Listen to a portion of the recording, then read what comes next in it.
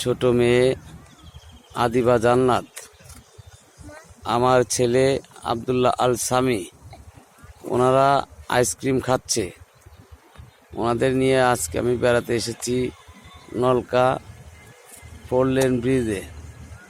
এটাই আমার আদি নিবাস, আমার বাড়ি ছিল এখানে। আজ 4 লেন ব্রিজ হয়ে উত্তরবঙ্গগামী মানুষের যাতায়াতের সুবিধা হয়েছে। ওই যে টাওয়ারটা দেখা যাচ্ছে, ওইটা ছিল আমাদের বাড়ির পুকুর। এই যে বাড়িগুলো দেখা যাচ্ছে, এই বাড়িগুলো হচ্ছে আমাদের পুরাতন বাড়ি। এখানে ওই বিশ্ব রোডে ভেঙে দেওয়ার পরে আমার চাচারা এখানে এসে বাড়ি করেছে। আমরা গ্রামের ভিতরে থাকি।